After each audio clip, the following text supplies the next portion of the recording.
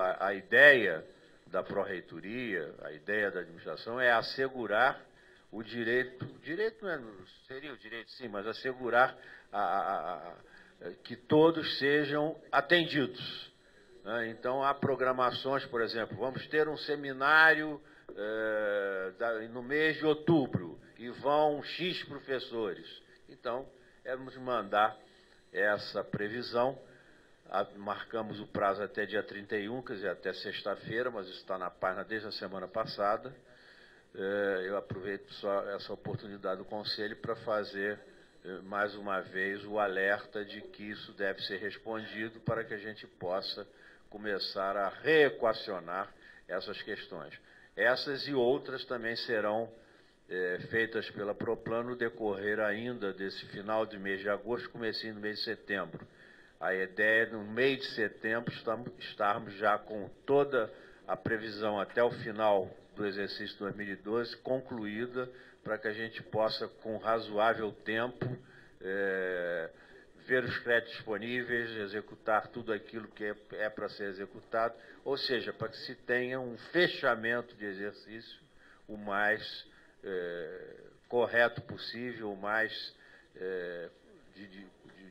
que promova uma atividade normal da universidade. Seria esse o meu comentário. Muito obrigado. Obrigado, conselheiro Heitor. Conselheira Lígia. Depois, conselheiro Pedro Rosa, José Geraldo, Saulo e Lucas.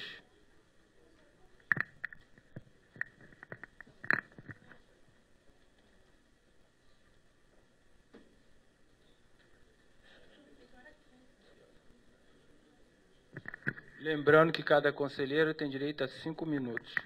Bom dia. Bom, eu queria falar a vocês sobre a EBSER. Todo mundo sabe que é uma empresa privada que ronda os hospitais universitários. E que, assim, nós sabemos que não soluciona nenhum problema dos hospitais, ao contrário, vai privatizar. A solução seria concurso público, financiamento público. Os hospitais hoje são 100% SUS, e são da universidade. Essa empresa tira o hospital da universidade, que essa empresa ela é filiada, ela é sediada em Brasília, e a nossa preocupação, ela está sendo aprovada por fora dos conselhos universitários. Vários conselhos deliberativos, conselhos de representantes estão aprovando essa empresa, né? Nós já sabemos a posição aqui do Conselho Universitário, que já aprovou contra a Fundação Estatal de Direito Privado, já tem moção de repúdio contra a empresa. Então, nós já sabemos a posição aqui do Conselho, mas não sabemos a posição do Conselho Deliberativo do UAP. Esse Conselho, a nossa briga é por um Conselho gestor, né, porque é paritário, é o controle social dentro do hospital, mas o que se tem é o Conselho Deliberativo. Como técnicos, nós temos direito a 2 representantes nesse conselho. E cada DA também tem o seu representante. Nós fizemos uma assembleia no AP para eleger os nossos representantes. Elegemos 2 representantes, mais dois titulares e 2 suplentes. E a direção do AP questionou e não reconhece nessa nossa eleição, alegando uma ata de reunião desse mesmo conselho.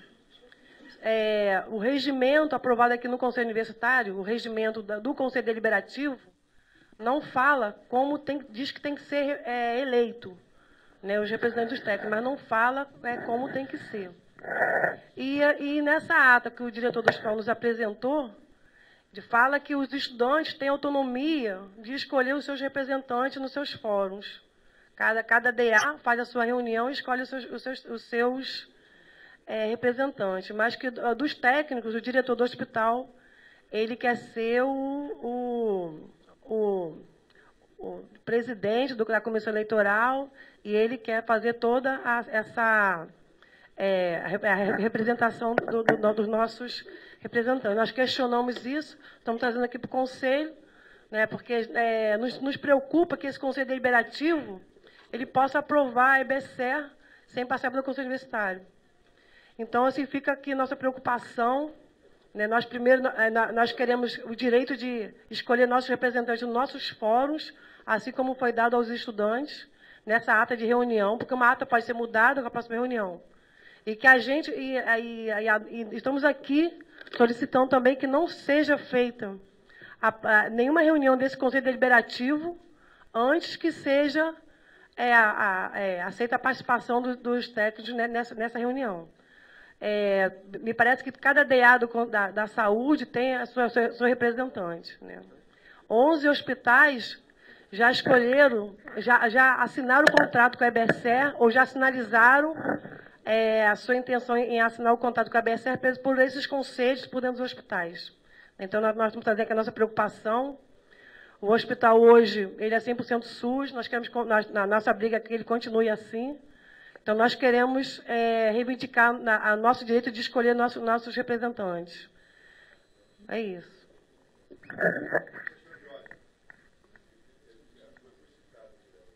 Ao final, eu dou direito de palavra. Conselheiro Pedro Rosa.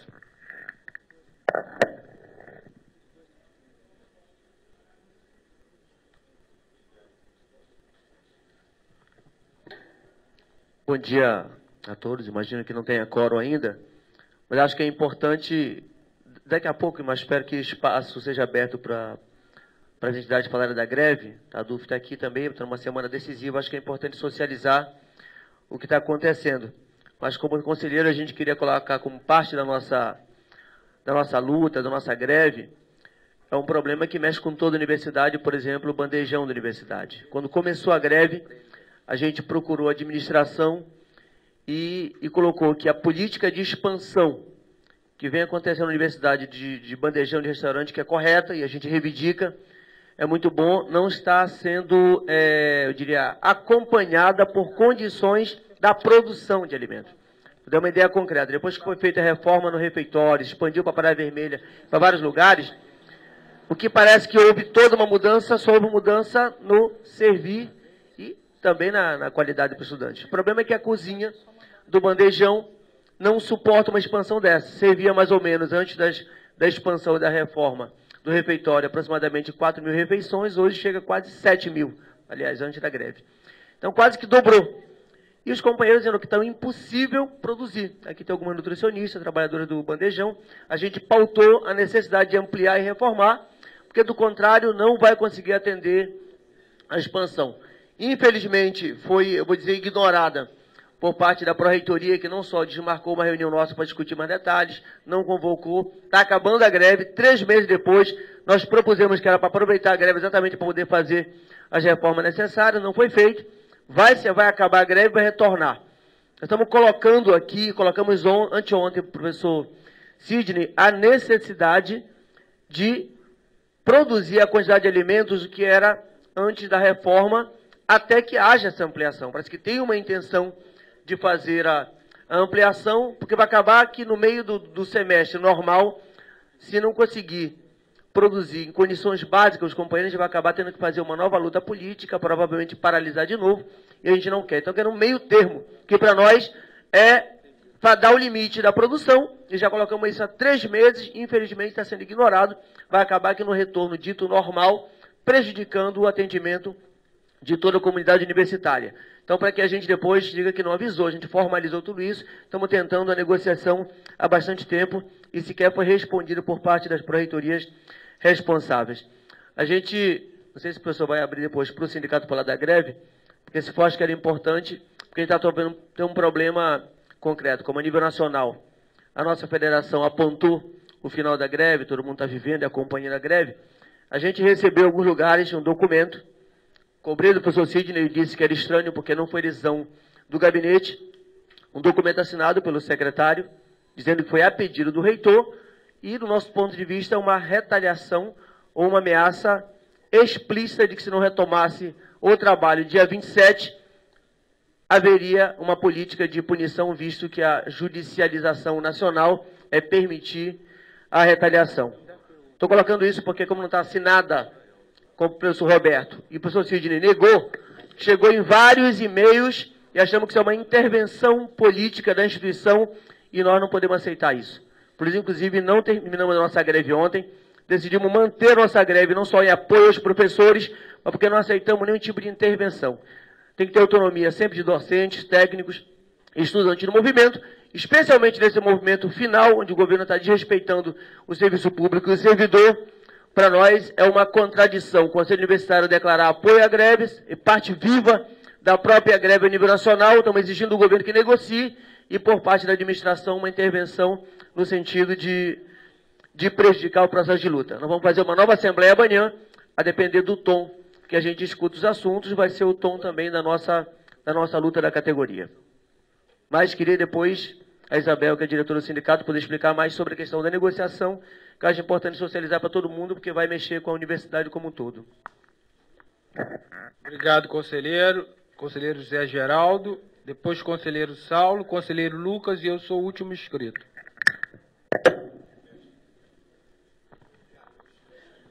Bom dia a todos, magnífico reitor. Bom, Eu vou abrir um espaço depois para Duf Sintuf, rapidamente, mas eu vou dar a fala do conselheiro Tarcísio, que ele foi citado explicitamente.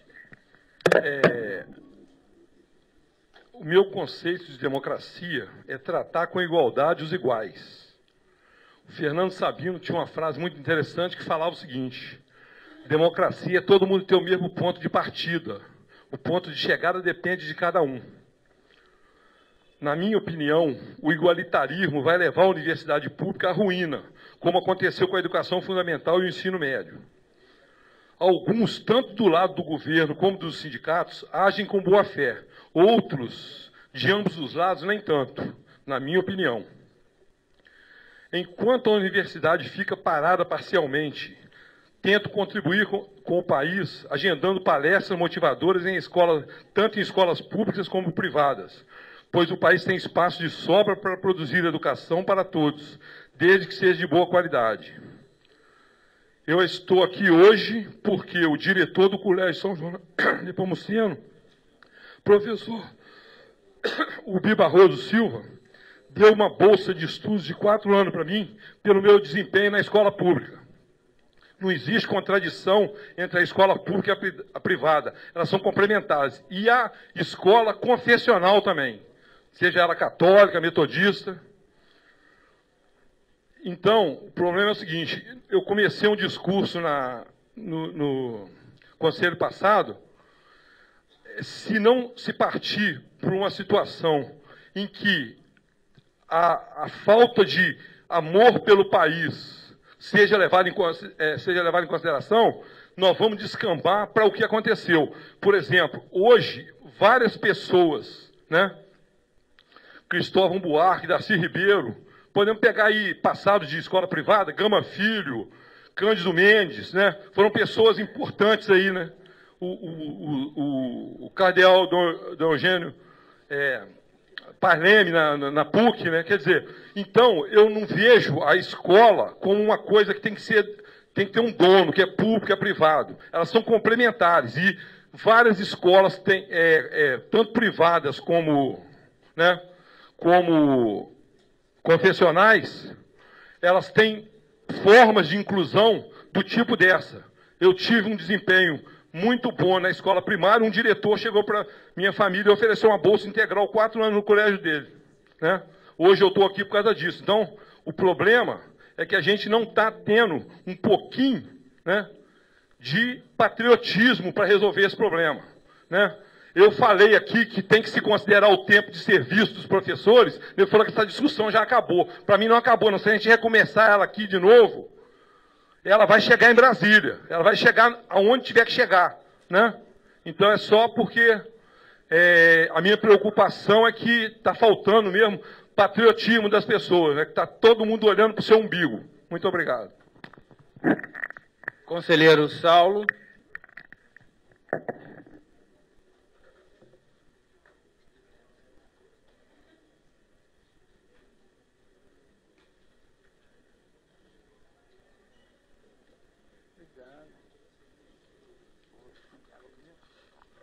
Bom dia, presidente da mesa. Bom dia, conselheiros e conselheiras. Bom dia, funcionários. A minha fala é muito breve, apenas para informar que na semana que vem... Alô, alô, melhorou? Na semana que vem ocorrerá, ou seja, na quarta-feira que vem ocorrerá a cerimônia de concessão do título de professor emérito ao professor Jorge Guimarães. É um professor, grande gestor de políticas na área de ciências, na área de pesquisa e pós-graduação. É o atual presidente da CAPES. Ele foi professor aqui da Universidade, do Instituto de Biologia, no período de 1980 a 1982. E a concessão do título de professor emérito é a maior honraria que um professor pode ganhar, né, dentro da academia. Então, seria muito importante que todos prestigiassem este evento, né, que é muito importante para a universidade. É só isso. Será na quarta-feira que vem, no auditório da Faculdade de Educação, no Bloco D, no campus do Gragoatá, às 16 horas. Obrigado. Obrigado, conselheiro Saulo. Conselheiro Lucas. Depois eu vou conceder a palavra ao conselheiro Tarcísio. Aí vou conceder a palavra a Dulce Sintuf e eu falo por último.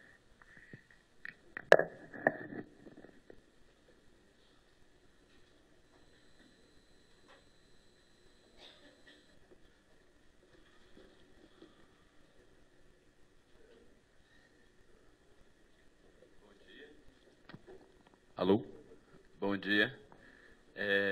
Imagino que depois do que aconteceu no conselho passado, alguns saibam sobre o que eu vou falar agora, mas eu vou deixar para o ponto de pauta daqui a pouco. Obrigado, Lucas. Conselheiro Tarcísio.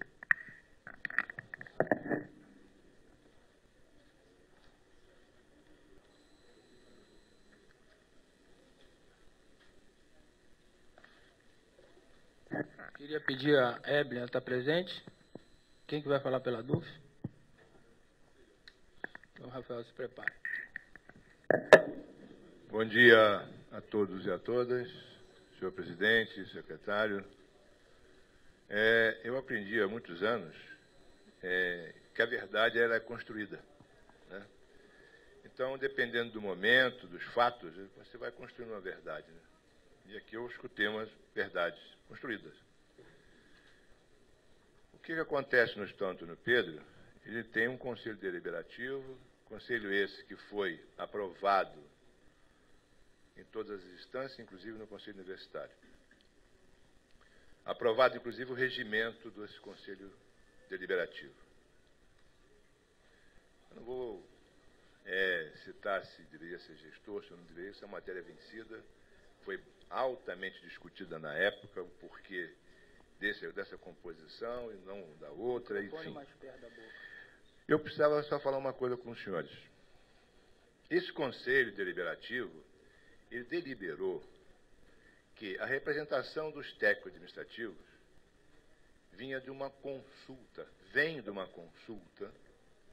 através de uma comissão eleitoral, não presidida por mim, é presidida pelos pares do técnico administrativo. Então, a comissão eleitoral será composta de 5 pessoas, deve ser ímpar, um presidente e 4 membros, e assim está colocado no regimento do Conselho. De uma maneira, eu diria, assodada, sem nenhuma comunicação com a direção, o Sintuf entendeu de chamar uma assembleia. Pode chamar a assembleia, não há problema nenhum. Eu acho que o campo lá é um campo democrático. Só que o objeto da assembleia, estava escrito EBSER, e eleição de membro de conselho não está legalizada. Foi de maneira assodada, totalmente irregular. Então, nós pactuarmos com a irregularidade, eu corro o risco de pactuar com outras irregularidades. Então, está colocado dentro do Conselho que Os membros dos técnicos administrativos serão eleitos pelos seus pares. E mais, está colocado também que qualquer um técnico administrativo ativo, lotado com exercício do Antônio Pedro, pode concorrer, votar e ser votado. E não necessariamente tem que ser sindicalizado, também está escrito lá. Nós sabemos que muitas pessoas, muitos técnicos, não são sindicalizados e querem participar de alguma maneira. Então, nós temos que abrir. Está colocado e aprovado no regimento do Conselho Deliberativo do Antônio Pedro, do que eu mostrei para as quatro pessoas que foram eleitas nesta Assembleia. Volto a falar com os senhores, que foi chamada de uma maneira equivocada, eu diria. Conversei com os quatro na primeira reunião, conversei novamente com os quatro na segunda reunião, e tudo isso foi deliberado nessa reunião, que seria, inclusive, feito uma comissão eleitoral, não pedida por mim, me perdoe, eu tenho outras coisas para fazer. Não é pedida por mim, mas pedida pelos pares, pelos técnicos. Eu não sou técnico administrativo, eu sou docente, nem devo presidir essa reunião. Então está correndo. Está correndo. Em relação aos estudantes, também foi deliberado, esta é a verdade que está escrita, pode ser que não seja a melhor verdade para as pessoas. Pode ser. Então que mude, que entre no conselho, que nunca quiseram participar, a verdade é essa, não quiseram participar, que entre no conselho e mude, façam votação, façam uma provocação e discutam dentro do conselho. A verdade é essa. Em relação aos estudantes, nós também fizemos o seguinte, nós, que eu falo conselho, deliberamos o quê? Que os representantes dos estudantes sairiam, como saiu, dos ideais que militam dentro do Antônio Pedro. Porque o Antônio Pedro, até para você ter uma motivação para participar de um conselho, ele tem que estar um pouco afeito àquilo. Aquilo é uma máquina de moer homem, pô. Você tem que estar ligado naquilo, gostar daquilo, não filosofar as coisas, pô.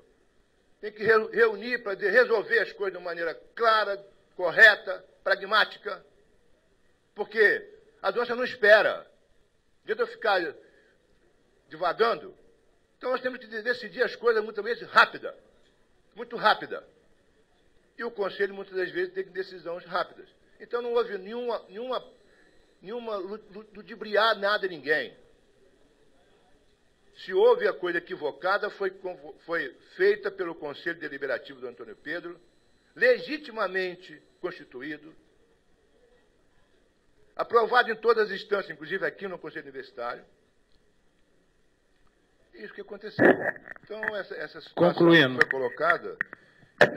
colocada, eu fico assim meio que pesaroso, eu diria. Não construa uma verdade para ludibriar as pessoas. Não construa. Por favor. Obrigado.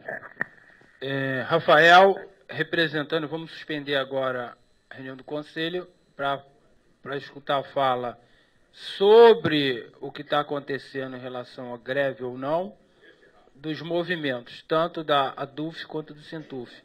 Vou conceder o mesmo tempo, 5 minutos, por favor. Bom dia a todos. Eu estou falando aqui pelo Comando Local de Greve dos docentes. A nossa greve, na semana passada, ela chegou a 100 dias, né? Então, a gente já passou dos 100 dias de greve. A gente em outros momentos, o comando já esteve aqui falando da nossa pauta, né, que é uma reestruturação da carreira e condições de trabalho e ensino. Então, nós estamos tentando discutir isso com o governo, né, e apresentando as pautas locais. Já tivemos reunião com o reitor para apresentar na reitoria as pautas locais e as pautas nacionais. Há mais de um mês, o governo encerrou a negociação com o nosso sindicato. Ele decidiu unilateralmente acabar com a negociação e assinar um acordo com um sindicato que não representa a categoria, que é o PROIF, representava naquele momento em torno de 7 sessões sindicais, mas dessas 7, quase todas rejeitaram a proposta que o governo apresentou. Então, eles investiram em assinar um acordo com um sindicato que não representa a categoria em greve e a categoria que não estava em greve. Desde esse dia, se eu não estou enganado, foi dia 23 de julho, o sindicato tenta reabrir a negociação com o governo.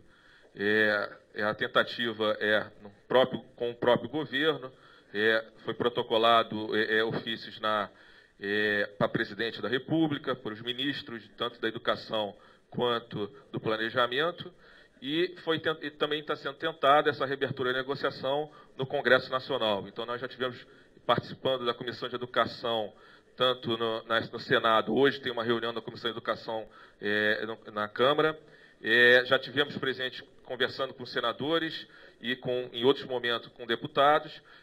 Tentamos abrir essa negociação com o governo, reabrir a negociação com o governo. Já discutimos uma flexibilização da nossa pauta, da nossa proposta, aprovamos, tentamos, já protocolamos no governo e o governo não responde. E o governo, de uma forma, terminou a negociação, com quem assinou o acordo. Tinha na mesa 3 sindicatos, o Andes representando a nossa categoria, o Proif representando uma parcela ínfima da nossa categoria, e o Sinasef, que representa os técnicos e os professores das escolas federais. Então, o Sinasef e o Andes não assinaram esse acordo. E o governo decidiu não reabrir a negociação. Mas, como o Sinasef tem tido reuniões para discussão sobre os técnicos administrativos, o governo está investindo junto ao Sinasef que eles assinem um acordo. Então, com o Sinasef, o governo tem discutido uma flexibilização do acordo que foi assinado com o Proifes. E, categoricamente, ele não aceita discutir com o Andes. Então, na nossa avaliação, que é uma decisão política do governo de não discutir com o nosso sindicato a reabertura da negociação, e a greve continua. Nós estamos com uma greve forte ainda, poucas universidades saíram da greve, muito poucas, nós estamos com 50, se eu não estou enganado, 58 universidades ainda em greve, então é uma greve forte, certo? E a gente ainda tenta investir nessa reabertura da negociação, considerando que o dia 31 de agosto não é o horizonte para o termo de greve e o horizonte para o término da negociação. Esse 31 de agosto, a gente já tem até parecer jurídico que não é limite nenhum para o governo mandar projetos orçamentários para o governo, para o Congresso, desculpa. Então, a greve continua, a greve ela é forte, tanto aqui na UF quanto em outras universidades, e aí a gente, nesse momento, encara, já tem nas assembleias aparecido poucas pessoas, mais pessoas que não entraram em greve, que são contra a greve, fizeram votação, um site para fazer abaixo-assinado eletrônico e estão investindo na reabertura do calendário.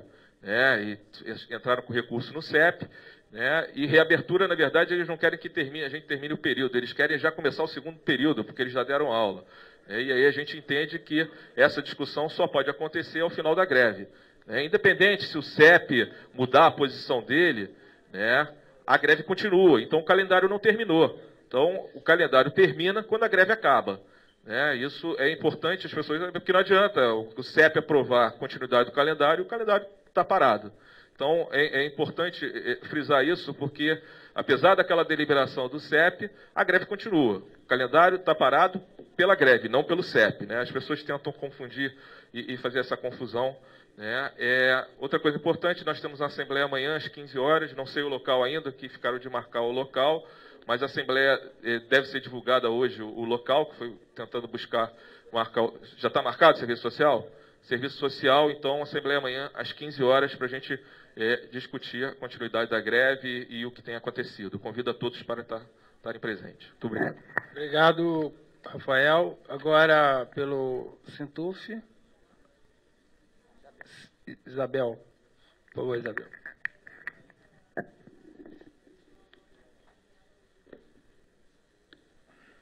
Bom dia.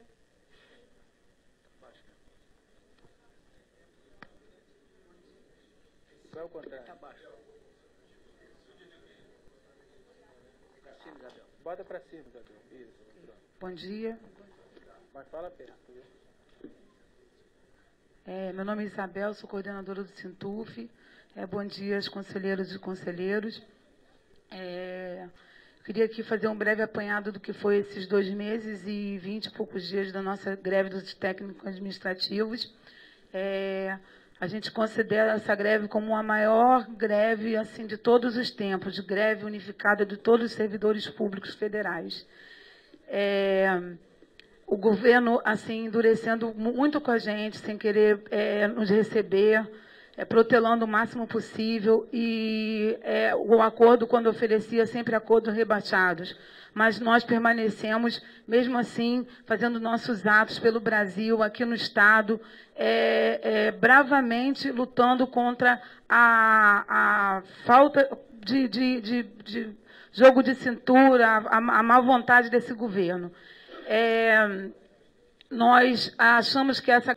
É que quando nós concedemos o título de doutor honoris causa para Lula, no Rio de Janeiro, eu fui o único reitor que usei do meu tempo para pedir à presidenta que mostrar a situação das pessoas que trabalham na universidade, da necessidade de aumento salarial, de plano de carreira.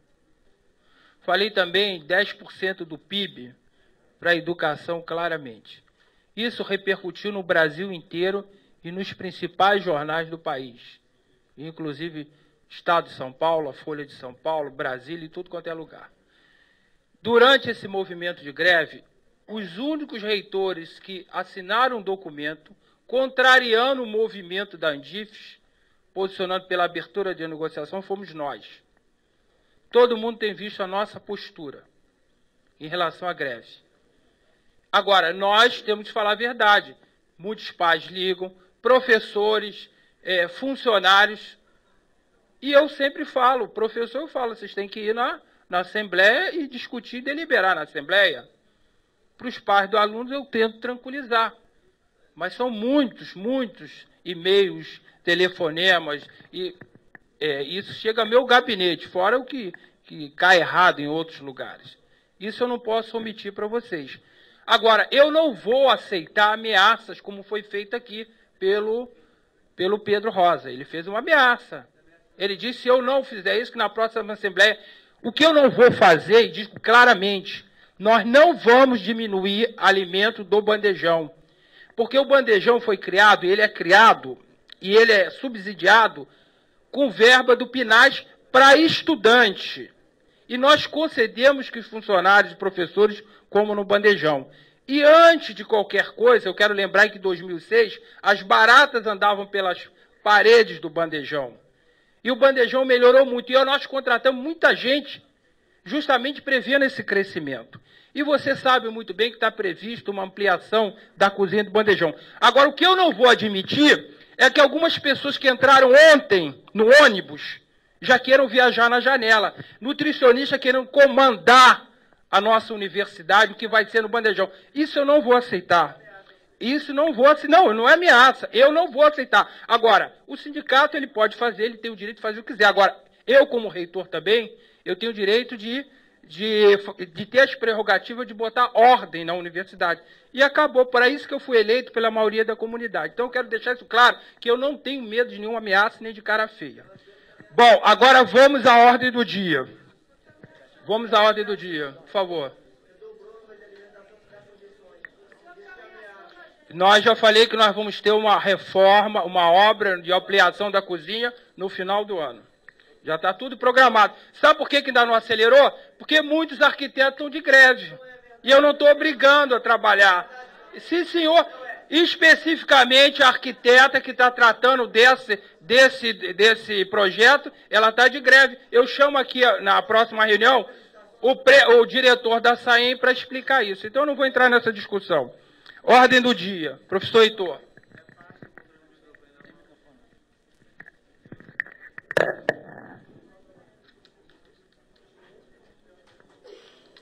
Magnífico, Heitor, seus conselheiros.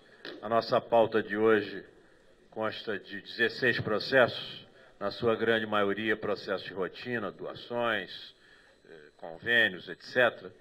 Então, eu peço, para agilidade de trabalho, que seja aprovado em bloco, a menos de qualquer destaque, que qualquer conselheiro possa solicitar.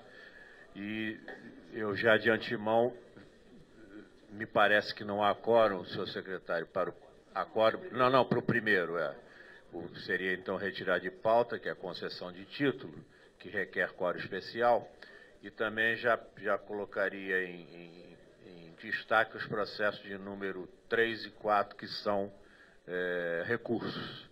Os demais, salvo melhor juízo, poderão ser apresentados em bloco. 2, 3,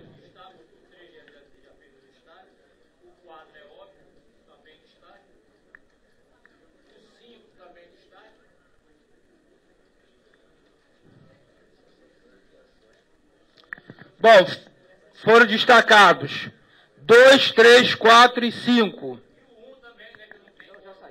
Um já saiu porque não tem quórum. Então foram destacados 2, 3, 4 e 5. Vamos à votação em bloco, com exceção dos destaques. Os conselheiros que estiverem de acordo, permaneçam como estão. Aprovado. Processo número 1. Número 2. O secretário, quem é o relator?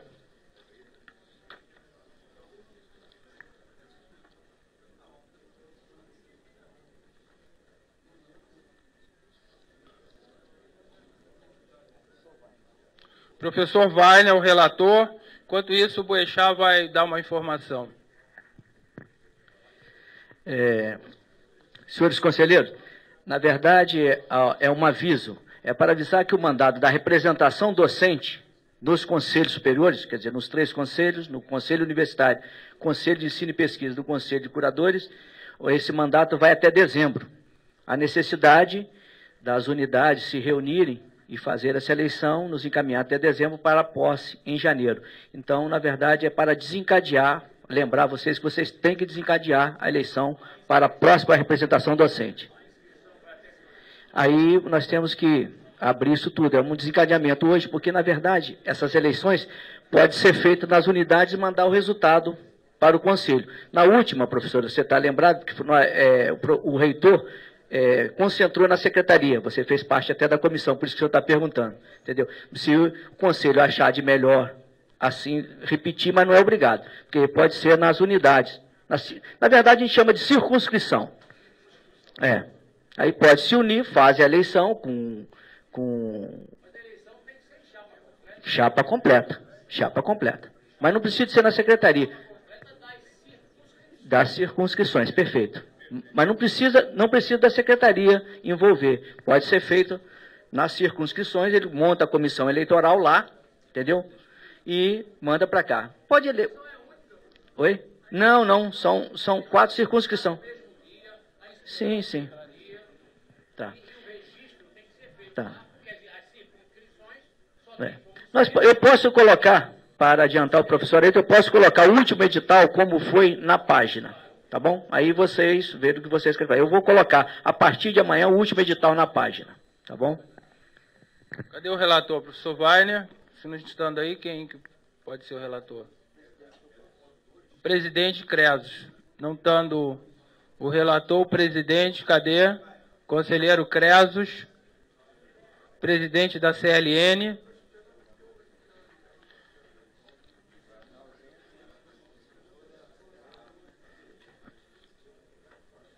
Conselheiro Cresos.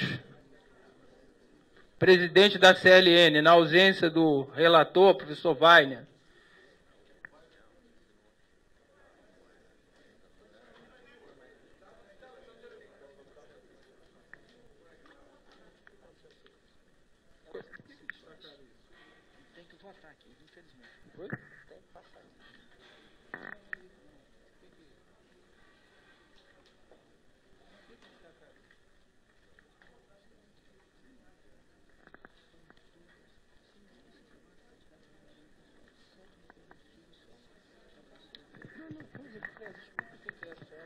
Eu não estou sabendo bem o que é isso. Mas de quem? Fundação Oswaldo Cruz.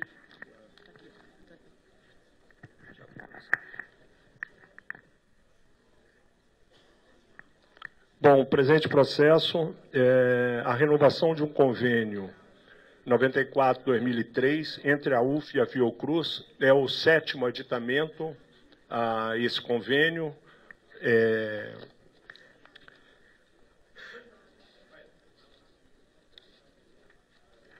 Passou por todas as câmaras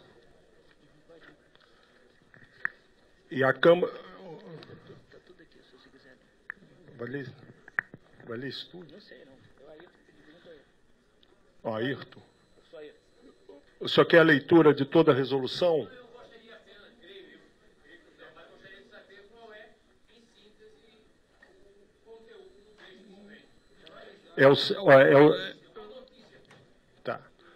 Foram ratificando, de acordo com o 7º termo aditivo, ao Convênio de Cooperação Técnica número 106/2008, assinado em 27 de abril de 2012, entre a Universidade Federal Fluminense UF e a Fundação Oswaldo Cruz, Fiocruz, através do Instituto Oswaldo Cruz, objetivando instituir a cooperação técnico-científica com vistas a investigar a relação entre as alterações imunopatológicas ocorridas no sistema nervoso central e possíveis alterações neurocognitivas decorrentes destas alterações ou não durante a infecção experimental pelo T. cruzi e esclarecer a influência das células gliais no controle do parasitismo e seu potencial imunorregulador na doença de Chagas. Em votação, a aprovação do convênio. Os conselheiros que estiverem de acordo permaneçam como estão. Aprovado. Processo número 3, recurso administrativo, conselheiro Edson Alvise, o relator. Conselheiro Edson Alvise está presente?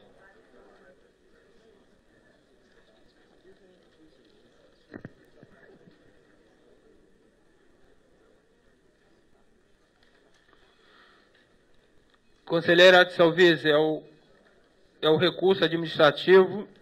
Interessado, Ana Lúcia Torres Ceroa da Mota. Cadê o processo?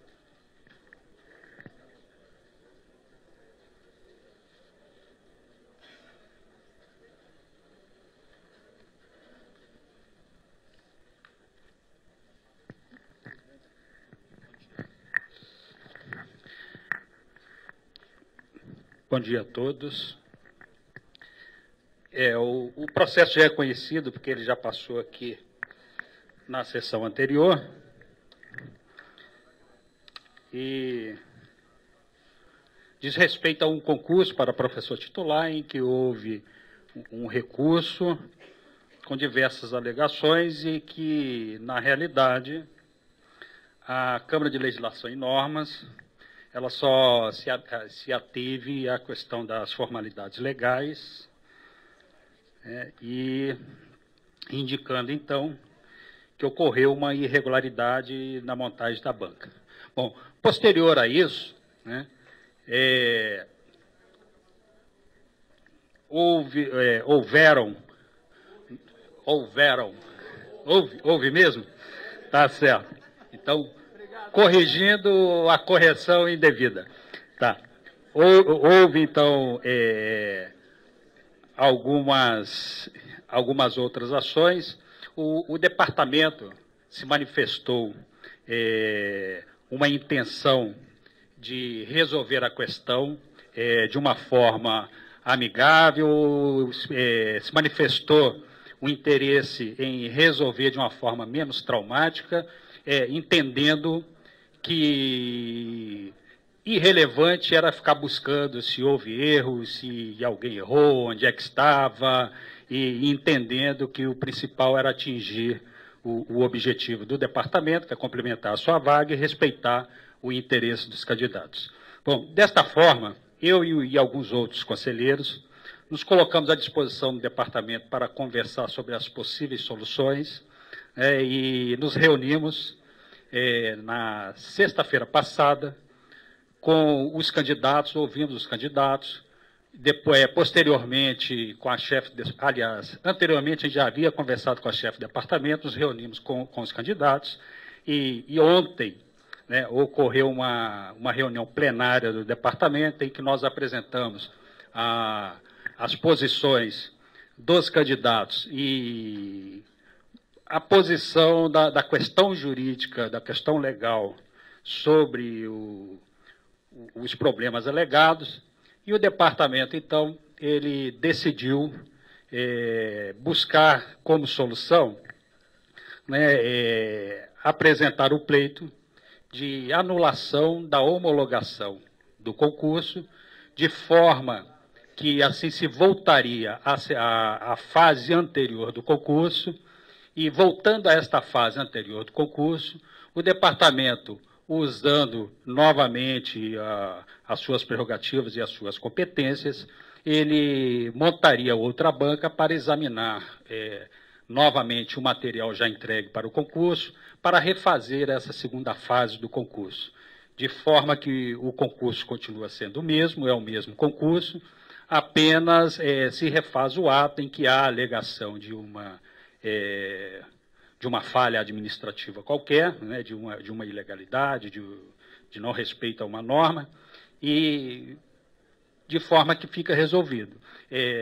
Eu, de minha parte, né, eu gostaria de louvar o comportamento do departamento em chamar para si o problema, resolver internamente o problema, dar uma solução que juridicamente ela é correta, dar uma solução que para a comunidade eu acho que é a melhor, uma solução em que não tem conflito, em que se foge do conflito, se resolve o conflito, uma solução consensuada, o que mostra uma maturidade e o que reforça a autonomia institucional, a autonomia do departamento, a autonomia da escola e que, naturalmente, que reforça a posição da universidade.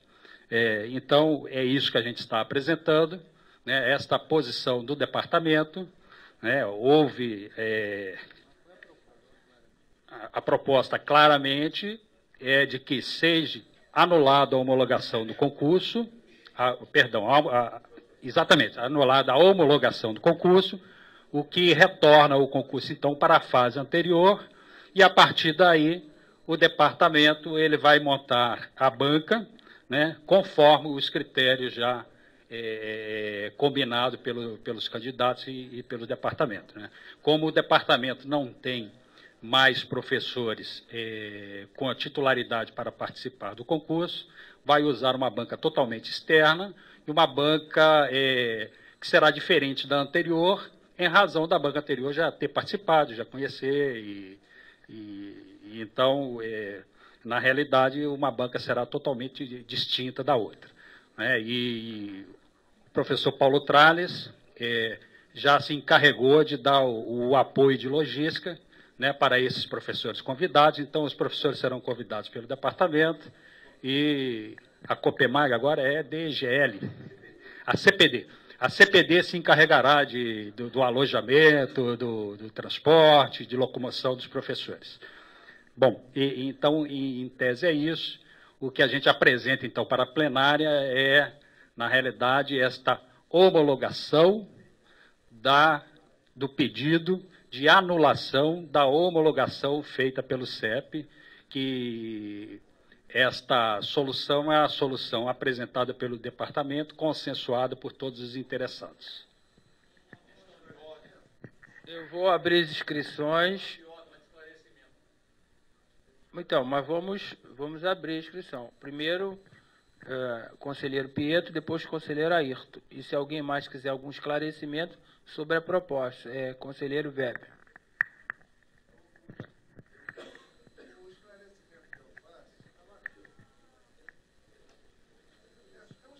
Tem que ser, mas está gravando.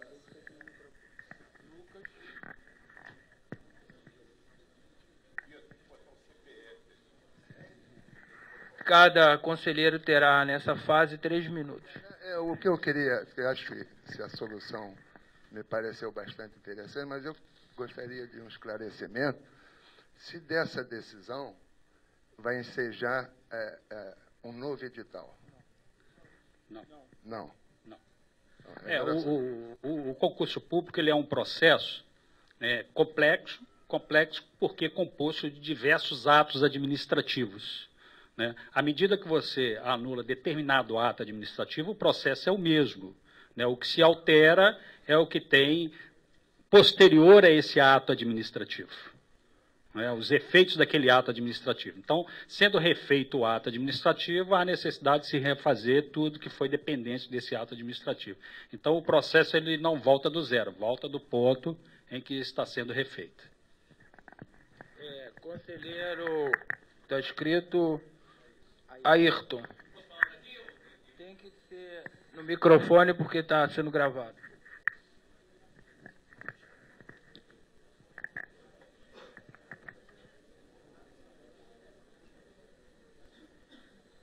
Bom dia a todos. Bom dia a todos e a todas.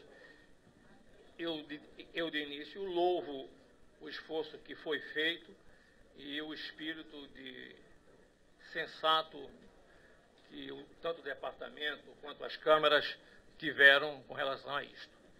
Mas entendo, e salvo o melhor juízo, entendo que a nós aqui ao plenário do CUV, cabe não somente a anulação da homologação feita. Creio que também cabe que nós aprovemos aqui, e se for aceito, aprovemos aqui, que o plenário do CUV também referenda a validade de todas as partes anteriores do concurso também, para que com isto seja consagrado que não venha depois qualquer interessado que seja pedir que, diante da anulação da homologação que aqui se faça, pedir para que se anule por completo o concurso e que seja renovado e que seja reiniciado um novo concurso que demandaria um tempo imenso, recursos, etc. Ademais, eu perguntaria, é apenas uma indagação, se a recursante, Ana Ceroa da Mota, se ela participou desse consenso e se não, se a CLN acha possível que venha a recursante outra vez a entrar com recurso para pedir. Quer dizer, isso aí é uma pergunta tola, porque ninguém sabe o que é que uma pessoa pode querer ou não fazer. Eu retiro a tolice minha. Essa segunda parte eu reconheço como tolice, mas mantenho a outra de que se ajunte com a proposta de anulação da homologação anterior, a qual eu concordo e iria votar nela, a validação de todas as partes anteriores do concurso também. Perfeito. Eu acho que uma coisa já estava inclusa na outra, mas explicitar nunca é demais. Bom, o conselheiro Weber, e estou encerrando as inscrições na fala do conselheiro Velho. Saulo já está inscrito. Então, eu vou repetir. Quem quiser se inscrever tem que ser na fala do Weber. Depois vou encerrar a inscrição e depois vamos deliberar. Bom dia, senhores conselheiros. Eu pedi a palavra, houve um acordo lá no departamento, e eu, como diretor da escola, tenho acompanhado esse processo, indiretamente, porque o departamento é que realiza o concurso e os recursos foram todos envolveram o departamento, mas queria destacar que nessa participação indireta, eu pude notar que o departamento conduziu o processo com a maior lisura possível, e queria ressaltar que a banca, que procedeu ao exame, também procedeu com toda a lisura. Então, se houve um erro administrativo, isso não se questiona a lisura do departamento, nem a lisura da banca, na consecução do concurso.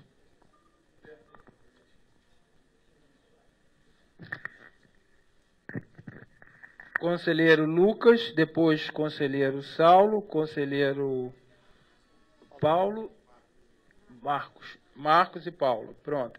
Então, a inscrição está encerrada no conselheiro Paulo Trade. Então, logo no começo da minha fala, eu queria só depois pedir uma rápida suspensão, dentro do meu tempo mesmo, para o pessoal do diretório falar sobre o processo, né?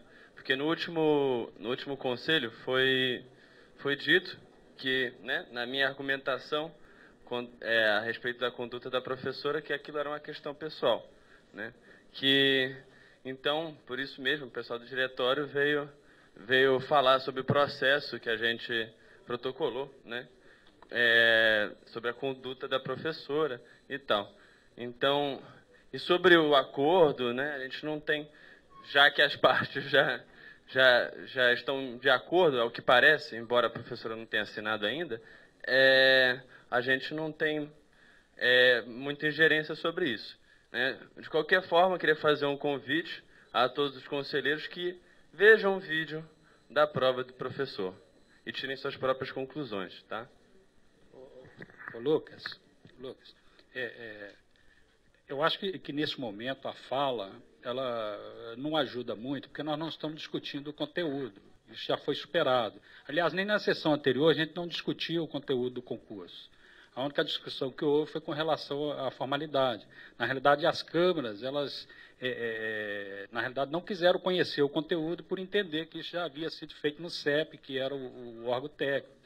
Então, eu acho que, de repente, a fala ela pode não ajudar a gente chegar a uma solução. E o que a gente está querendo é a solução. As partes já consensuaram. Desculpe, é só a minha opinião, tá? Não, estou de acordo. Eu só estou... na verdade, um direito de resposta que não me foi concedido na última reunião. Só isso. Rapidamente. Não, por favor. Bom, também eu fiquei sabendo que no CUB passado, uma professora, que é chefe de departamento, Luciana Nemer, ela comentou sobre esse processo, por isso que a gente achou que fosse importante dizer. Porque estavam dizendo que não era legítimo alguma coisa assim. Esse processo ele foi protocolado, esse documento, né? E que ele está sendo colhido material desde 2010. Eu estou aqui na faculdade desde 2008. Eu tive aula com a professora Ana Ceroa, então na verdade, eu não tive, depende, porque ela tinha muitas ausências, além de colocar monitores dando a aula dela. Então, isso foi uma experiência minha que foi passada por todo mundo. E todo mundo reclamava isso no diretório acadêmico. E a gente resolveu, desde 2010, coletar várias informações que estão desde 2006, com vários casos. Então, a gente acha que era importante falar isso justamente para mostrar um reforço do que foi dito no curso passado. Que existia um processo dos alunos, tem 50 comentários de alunos falando sobre a professora, falando sobre a falta dela, a ausência dela, colocando mestrandos, dando aula sobre assuntos que o tema do mestrando é completamente diferente do que a aula que ela dá. Então, a gente acha que era extremamente importante comentar isso que foi dito no curso passado. É mais ou menos isso? Alguém quer comentar? Não, muito obrigada. Obrigado vocês. Conselheiro Saulo, repetindo, conselheiro Marcos. Marcos é conselheiro, né? E conselheiro Paulo Trade.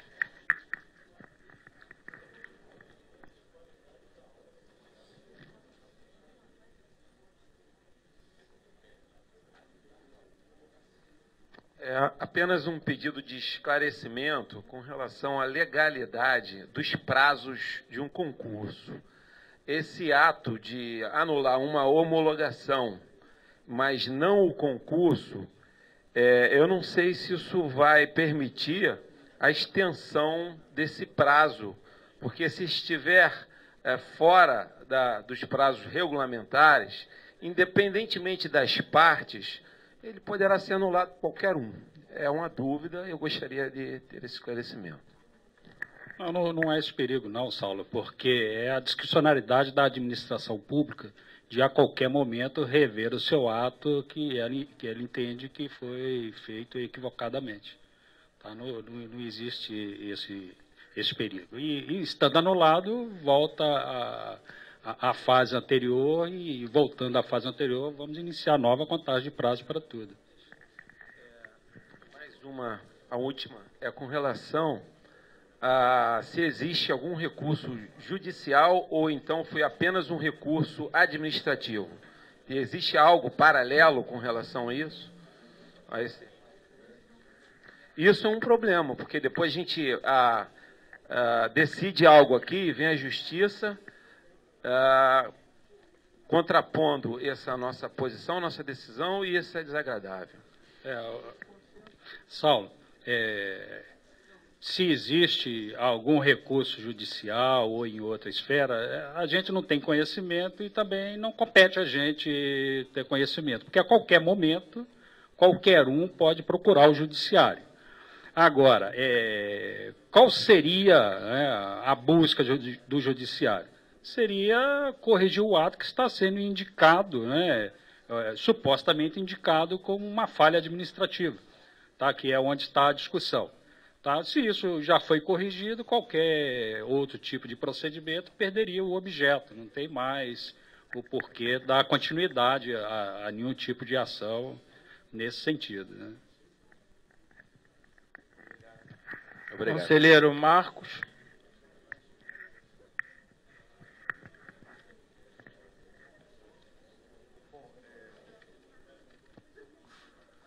Sobre o tema, eu queria fazer uma reflexão, uma ponderação e talvez uma recomendação.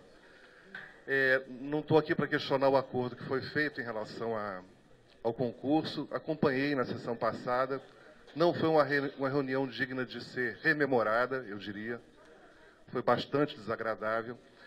E eu, o tempo todo eu fiquei preocupado com a situação dos professores que estiveram trabalhando nessa banca, porque eles foram colocados sob suspeição, né?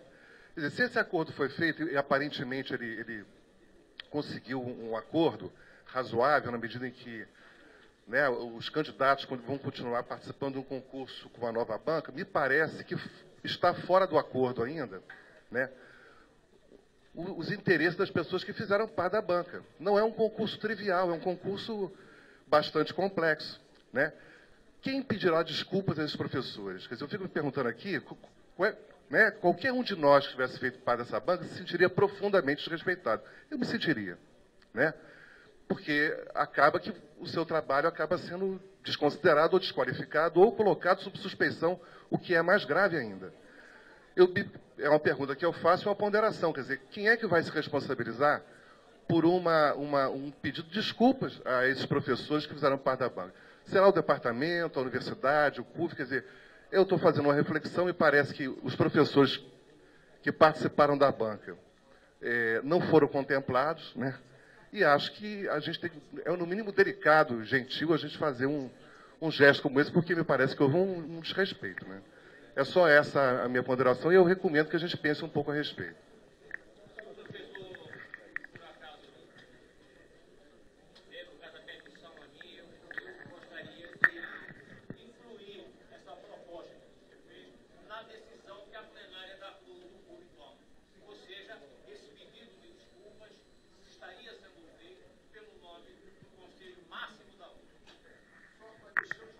Já que parece que ficou caracterizado o fato de que nós estamos atribuindo a uma falha administrativa, digamos assim. Acho que eles merecem isso, né?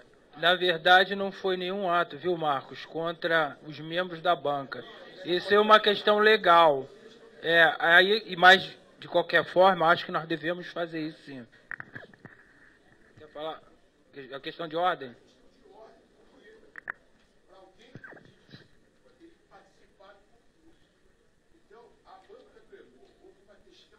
Sim.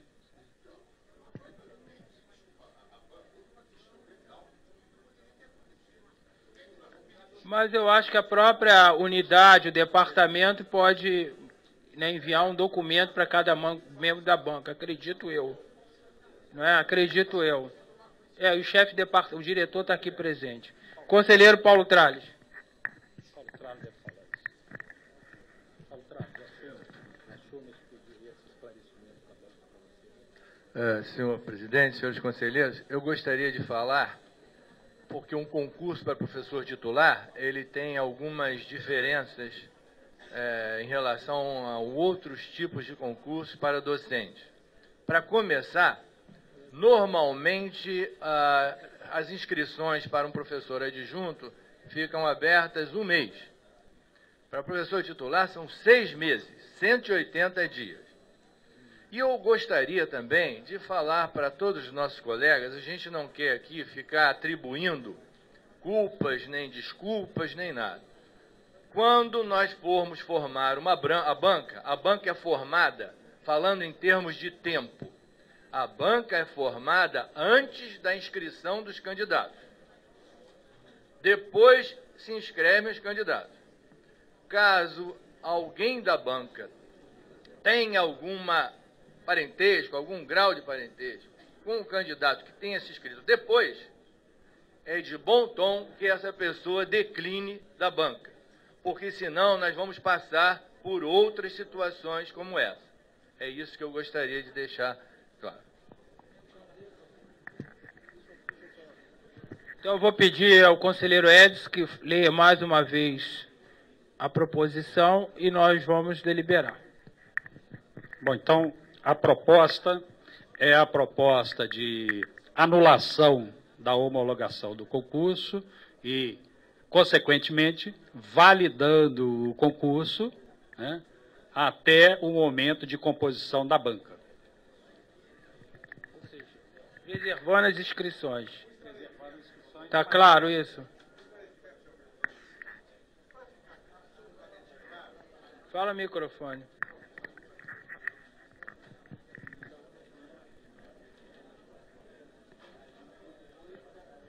Só um esclarecimento, para ficar absolutamente claro, tranquilo e a gente poder tocar a bola para frente. A professora Ana Ceroa, ela declarou para mim, ela assumiu o compromisso perante a comissão, ela declarou... A professora Ana Ceroa, ela declarou na comissão, declarou para mim agora há pouco a posição dela. E sei que a posição dela é coerente com o que está sendo encaminhado. Mas como vários conselheiros estão querendo um posicionamento formal, acho que seria bacana, Ana, se você ratificasse aqui o que você já disse para mim, disse para o Alvise, disse para outras pessoas, para a gente não ter problema. Eu considero desnecessário, porque nós temos que acreditar na palavra do departamento, que encaminhou por escrito, já foi falado, se tivesse alguma coisa ao contrário, ela própria teria contestado. Vamos ler então, estamos no momento da votação, o parecer e a votação.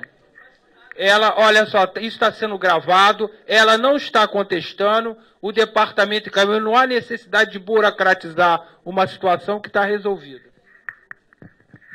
Então, novamente a proposta, então. A proposta é de anulação da homologação do concurso e validação dos atos realizados até o momento de montagem da banca.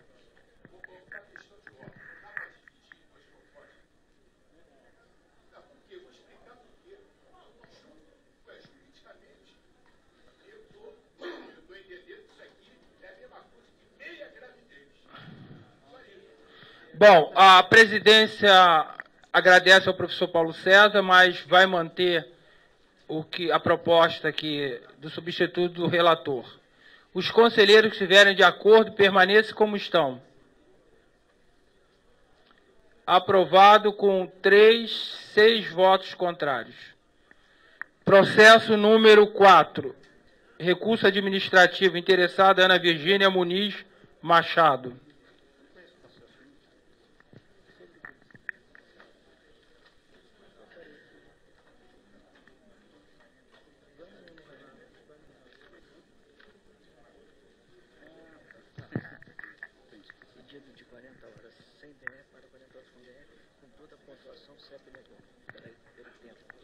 Tá, ok. Esse processo é um recurso contra uma decisão do CEP, né, em que a recorrente ela pedia a mudança de regime para dedicação exclusiva e o CEP negou por entender que em menos de 5 anos, em 2 anos, ou em menos de 3, há 2 anos, ela já teria tempo para se aposentar, mas, na realidade, idade ela tem ainda mais uns 17 anos para poder se dedicar à universidade, e ela declara que tem intenção de dedicar todo esse tempo, e, tendo sido negado esse pedido dela no CEP, ela apresentou o recurso ao CUV, juntando outras situações em situação até, vamos dizer assim, mais grave do que a dela, que pessoas em menos tempo do que ela seriam obrigadas a se aposentar por idade e foram concedidas. Então, a Câmara de Legislação e Normas, ela exarou o seguinte parecer. A Câmara de Legislação e Norma delibera por conhecer do recurso sobre decisão do Conselho de Ensino e Pesquisa, número 434/2011, se manifesta nos seguintes termos. 1.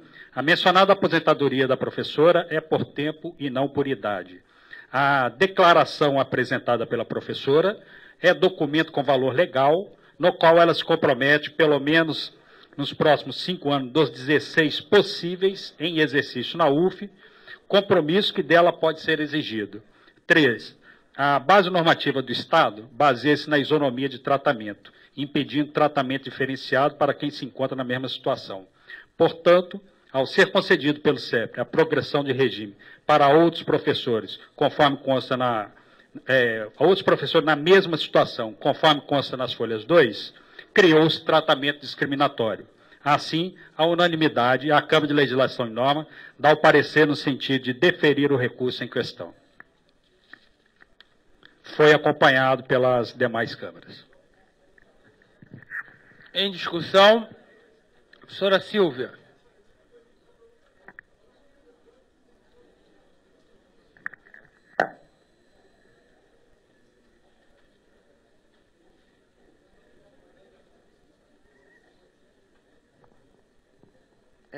Bom dia a todos. Eu, sinceramente, não entendi o parecer da Comissão de Legislação e Normas. Para mim, não está claro, eu não falo nem da questão da legalidade ou não está claro para mim o parecer da Comissão de Legislação e Normas, baseando-se num fato que, como já houve esse fato antes, então... eu tenho dúvidas com relação a isso. Eu não acho que, tendo havido esse fato antes, se esse fato não está correto, ele não deve ser repetido. Então, eu, sinceramente, gostaria de conhecer mais do processo, porque, para mim, não está nada claro esse parecer. Conselheiro Paulo Tralles. Bom, eu, como presidente da CBPD, nós analisamos vários pedidos de mudanças de regime. É uma coisa que eu acho que é bom ficar também de conhecimento geral. Uma pessoa que peça para mudar, por exemplo, de 20 horas para DE, ela tem que assinar um documento que ela vai ficar na universidade por mais 5 anos. Ontem, um processo onde uma pessoa tinha 67 anos estava pedindo isso e nós negamos. Então, eu acho esse parecer também difícil de entender e gostaria de dizer que a gente tem que tomar cuidado, porque senão nós vamos começar a negar a coisa e depois a gente vê aqui ser aprovado. Conselheiro Paulo César, conselheiro Pietro. Estou encerrando as inscrições na fala do conselheiro Paulo César.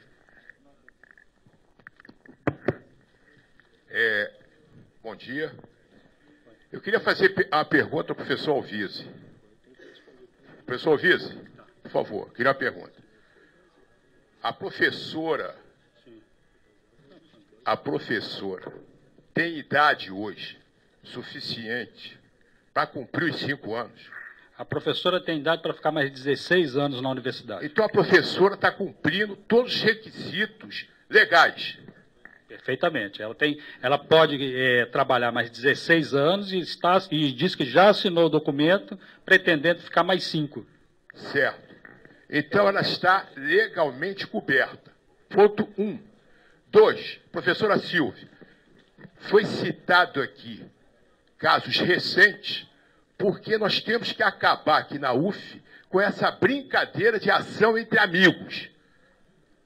No CEP é meu amigo, eu aprovo. Não é meu amigo, eu não aprovo.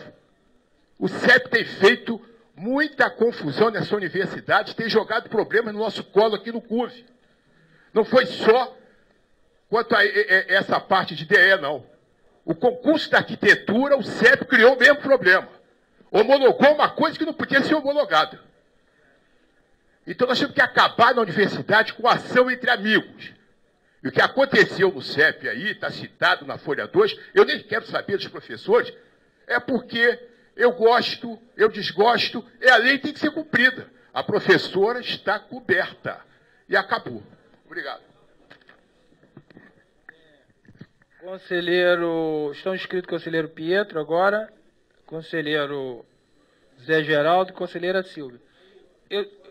Eu queria só falar uma coisa, Pietro. Graças a Deus que os conselhos são independentes, né? Paulo César, cada conselho age de uma maneira, cada conselheiro é livre de manifestação. Então é isso que eu queria dizer. Ainda bem que os conselhos têm as independências e agem de maneira diferente.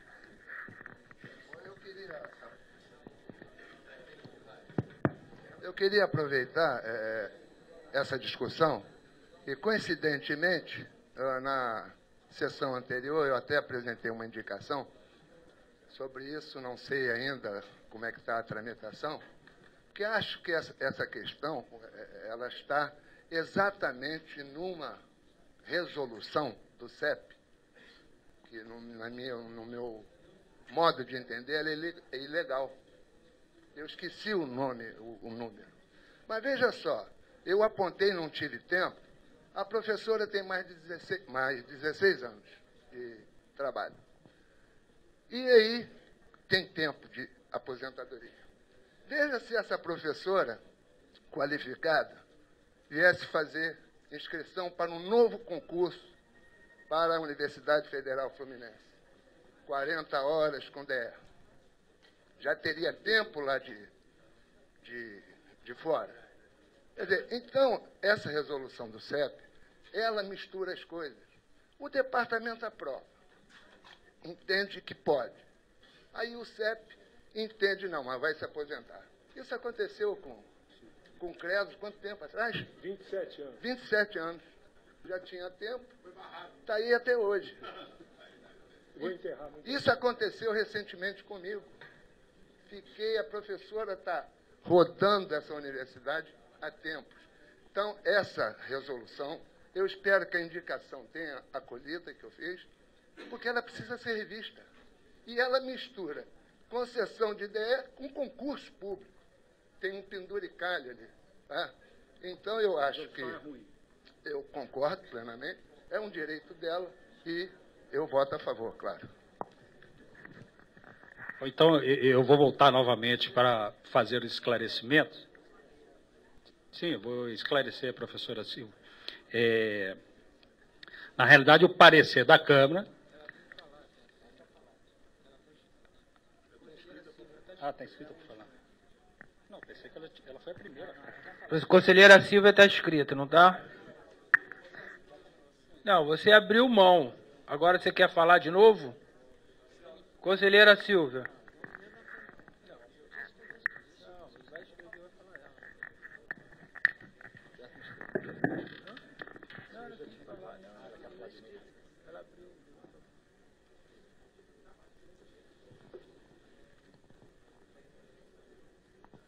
Professor, só uma coisinha, já que você se dirigiu a mim.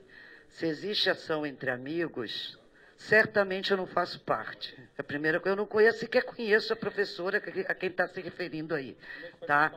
E, agora, eu não posso votar, seja a favor ou seja contra, eu não posso votar sem estar esclarecida. Para mim, de tudo que foi dito aqui, inclusive da sua fala, me deixa ainda mais em dúvida em relação à decisão a ser tomada. Eu não acho que essa seja uma decisão simples a ser tomada. Porque, eu gostaria que houvesse uma regulamentação a respeito disso. Se eu conheço essa regulamentação, para mim é muito claro. Como aparentemente a gente pode regular, e aí vem a ação entre amigos que você diz, em todos os níveis. Se pode regular, interpretar a lei da maneira que se quiser, isso vira uma ação entre amigos. Como aparentemente cada um interpreta a seu modo, em função disso, eu acho que existe outro princípio. Eu acho que na vida a gente faz escolhas. A gente passa o tempo fazendo escolha, e toda escolha tem a sua consequência. E eu acho que a gente tem que assumir as consequências das nossas escolhas. É isso que eu acho. E continuo na dúvida. Conselheiro Zé Geraldo, último inscrito. Vou pedir desculpa por ter me reinscrito, mas é o seguinte, nós discutimos na Câmara de Assuntos Administrativos e 2 conselheiros da Câmara pediram que eu falasse o que eu falei lá. Primeiro, o pedido dela é anterior à regulamentação. A lei não pode retroagir para prejudicar. Isso aí a gente já está cansado de saber que quem tem alguma...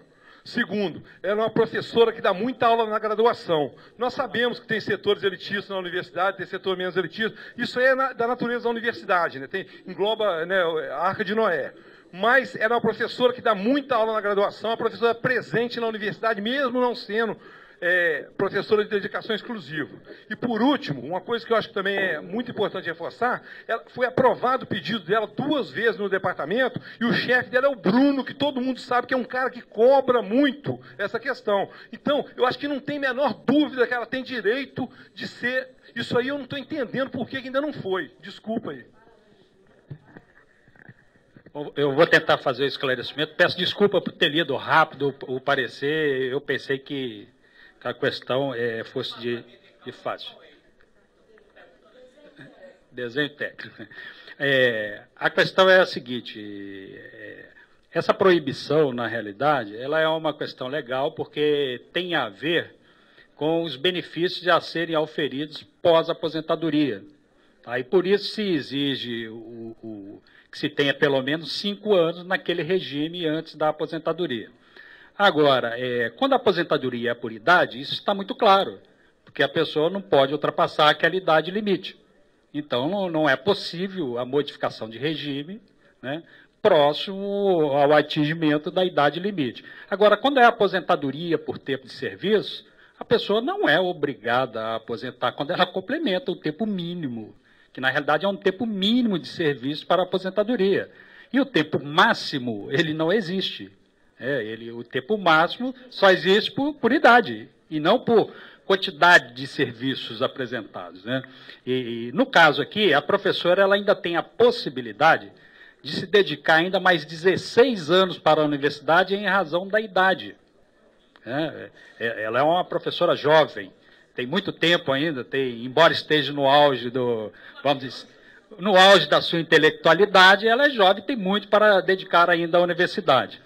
Tá? Agora, realmente, a resolução ela não faz distinção, tá? O que é um equívoco.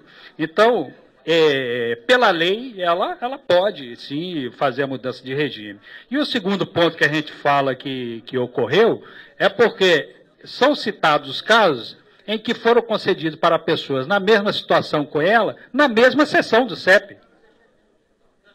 Na mesma sessão, é o que está colocado aqui. Então, não é possível, na mesma sessão, 3 pessoas pedem a mesma coisa, eu concedo para 2 e para outra eu nego. Assim. Ou é para todo mundo, ou vale para todo mundo, ou não vale para ninguém. Tá? Agora, legalmente, eu entendo que ela tem o direito, porque ela ainda pode trabalhar mais 16 anos, assumir o compromisso de ficar mais 5, e esse compromisso pode ser exigido legalmente. Foi isso que a Câmara de Legislação e Normas colocou. Antes da votação, a professora Silva levantou o braço. Pode falar.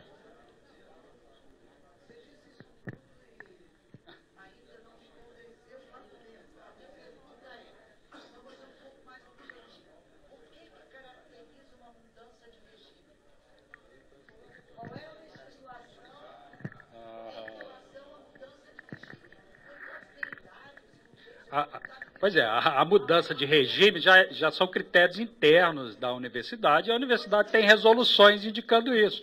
E o Paulo Traz está ali pedindo para falar, e ele vai esclarecer quais são os critérios que são apontados pelo CEP para a mudança de regime. Olha, eu não conheço a pessoa, mas eu gostaria que o Conselho soubesse que há uma resolução de setembro de 2011, bem recente, do CEP, que para mudar para 40 horas DE, a pessoa não pode estar em estágio probatório, que inclusive a pessoa fez concurso para 20 horas, Isso é ruim perante a sociedade. Então, ela chegou na universidade e pede para ir para a DE. E a outra coisa é que elas têm que estar em alguma pós-graduação. Então, eu não conheço a pessoa, eu não quero aqui polemizar, eu estou colocando que há uma decisão do CEP nesse sentido. Então, eu só gostaria de esclarecer isso. Tá? Pessoal, eu acho que todo mundo já está esclarecido. Quero dizer também, só um esclarecimento, que a concessão de dedicação exclusiva segue realmente uns critérios, inclusive fazer pesquisa, o compromisso, que as pessoas também, não é o caso que eu estou citando, como aconteceu no passado, que Pedro citou, a pessoa era 20 horas durante 34 anos da sua vida, depois quer passar para dedicação exclusiva. Aí, nesse caso específico, Pedro, é só por questão salarial mesmo, tá? Aí muda. Então, eu acho que o CEP fez uma resolução para tentar realmente colocar ordem na casa. Vamos ao relato da Câmara e a votação. Tá, eu vou acrescentar aqui o relato da Câmara, que não consta lá, uma indicação feita no recurso, que diz o seguinte: ela fez o pedido seguindo a resolução 85 de 94, e posteriormente ao pedido dela, foi aprovada a resolução 441 de 2011, que explicitava essa questão, assim, deixando, no entendimento, deixando dúvida, mas o processo dela já estava em andamento, né? A outra questão que foi colocada aí da retroação da resolução. Então, eu vou ler novamente o parecer. A CLN se manifesta nos seguintes termos. 1. A mencionada aposentadoria da professora é por tempo e não por idade. A declaração apresentada pela professora é documento com valor legal, no qual ela se compromete pelo menos 5 anos dos 16 possíveis em exercício na UF, compromisso que dela pode ser exigido.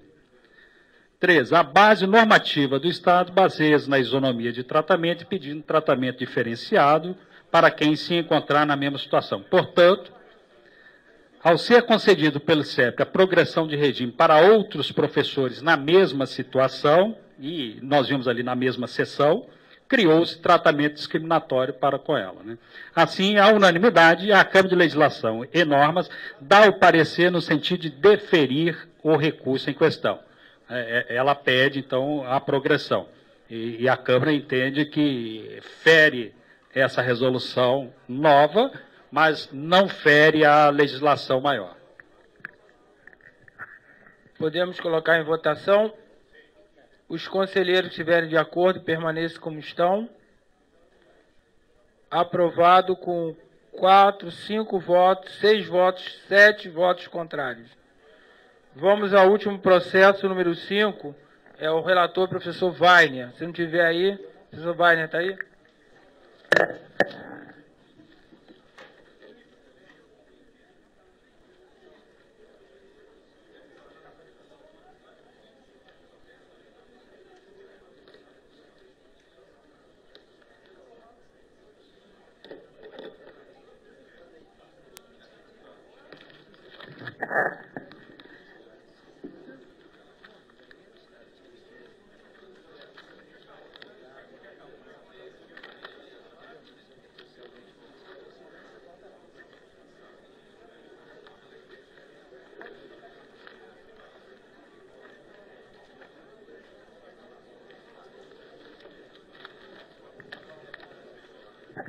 Magnífico reitor, prezados conselheiros, esse processo trata de uma solicitação de regulamentação da inclusão do nome social de transvestis e transexuais nos registros dos servidores públicos federais e nos registros acadêmicos da Universidade Federal Fluminense. É um procedimento que já é seguido por várias universidades e o parecer da Câmara foi favorável.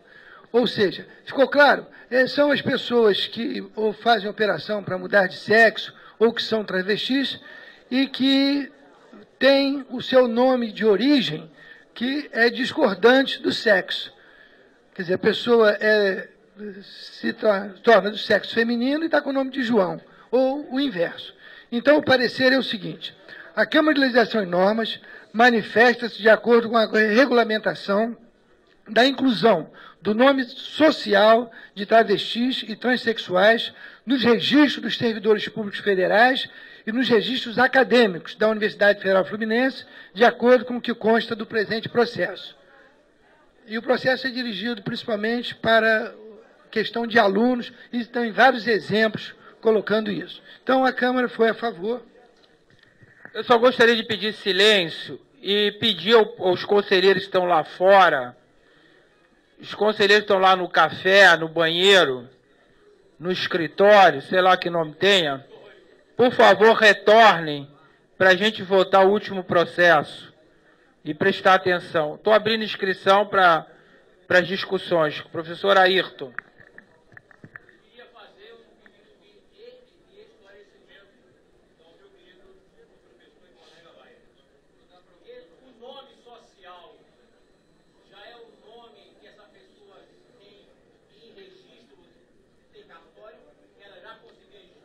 Não.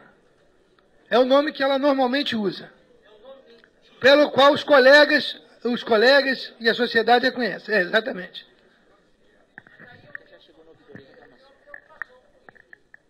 O secretário tem um esclarecimento importante, que isso já chegou à ouvidoria. Olha, não é só operado não, gente. Presta atenção. Existe uma pessoa... Não, mas só para esclarecer, porque a ouvidoria já recebeu só nesse minutinho 5 reclamações. Sobre que o professor Wagner falou operado. Não tem nada a ver com o operado. O operado também. A ouvidoria, neste minuto, recebeu 5 reclamações, dizendo que não é de operados. Entendeu? Presta atenção. Se você é gay, e tem um nome social diferente do seu, inclusive tem uma autorização do MEC ali dentro, ele está autorizando você a usar este nome. Este, professor, é um problema civil. Aqui... Na UF, ela, no diploma eu não sei como vai ser usado, mas no diário pode ser o social. Inclusive o MEC autoriza ali também. Professor Ayrton, isso tem para fins do dia a dia. A pessoa que tem um nome, por exemplo, vou dar um exemplo, sei lá, chama-se Ayrton, no certificado, na cédula, e é chamado em todo lugar por Maria, calma, Maria. Então ele quer que na ficha o professor que se dirigir a ele, os colegas, se chame Maria, não Ayrton. Agora, claro, para fins de diploma, vai ter que ser o que está na lei, né? Vai ter que se registrar o Ayrton. Não, no diploma o registro tem que ser o registro oficial. Dá certo. Mas no dia a dia, o que importa é o dia a dia. A pessoa quer ser chamada por aquele nome. Isso. Tá claro? Desculpe eu ter usado, mas eu acho que ficou bem claro o negócio. Professor, no diário, se não for trocado a identidade, é o nome que está na carteira de identidade, no certidão de nascimento. Entendeu? O nome no diploma é o nome de homem dele. No caso, eu estou falando, ou vice-versa. No diário, não. Nome social.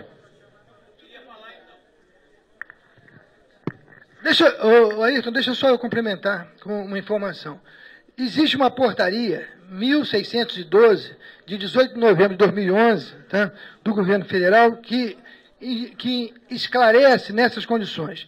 Fica assegurada a utilização do nome social, quer dizer, seria o Maria aí no caso, mediante requerimento da pessoa interessada nas seguintes situações: cadastro de dados e informações de uso social. Ou seja, no cadastro de dados da universidade, ela passa a ter o nome social. Comunicações internas e de uso social. Endereço de correio eletrônico. Identificação funcional de uso interno do órgão. Crachá. Consequentemente, vai ser também a carteira, no caso dos estudantes. Lista de ramais do órgão.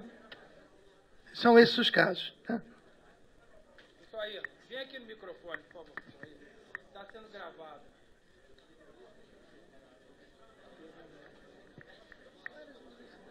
Inclusive, eu recebi um apelo dramático de uma mãe de um aluno, relatando isso, que há um constrangimento e e ela se referiu à lei, por isso que nós estamos colocando em discussão.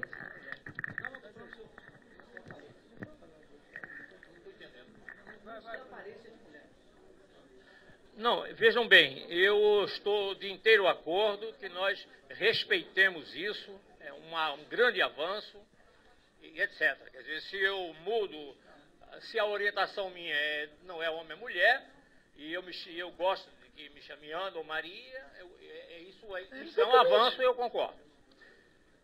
A preocupação minha é que, colocando-se nos diários de classe, onde se apõe a frequência e nota, etc., como é que a reitoria, como é que os órgãos de controle farão a associação e a transposição e os registros das frequências, notas e tudo mais para aquele nome de registro que a pessoa tem? Eu tenho receio de que Maria seja aprovada em todas as disciplinas, com boas notas, e o nome Ayrton fique com 0 e reprovado em tudo, porque não assistiu nenhuma aula, não fez inscrição nenhuma. Ou seja, algum mecanismo automático e legal dentro da universidade tem que haver, que faça a relação, a ligação entre esses dois nomes, o nome de registro e o nome social da pessoa. É essa a única preocupação que eu tenho. Com relação ao voto, eu concorde no mérito. Nós simplesmente nós vamos seguir o que a lei diz e o que foi lido aqui pelo professor Wagner. Nós não vamos fugir, não vamos inventar, vamos seguir exatamente o que está aqui. Sim, mas aqui está dizendo quais são as condições, professor Ayrton. Vai botar do lado o nome social, professor Ayrton. O número de matrícula não muda, porque o nome social tem o mesmo número de matrícula do Ayrton, e o CPF não muda. O CPF também é do Ayrton. Todos estão esclarecidos? Podemos votar? Os conselheiros que estiverem de acordo, permaneçam como estão. Aprovado, com voto de todos. Queria agradecer a presença de todos e desejo a todos um bom dia. Vamos aqui? Adulto?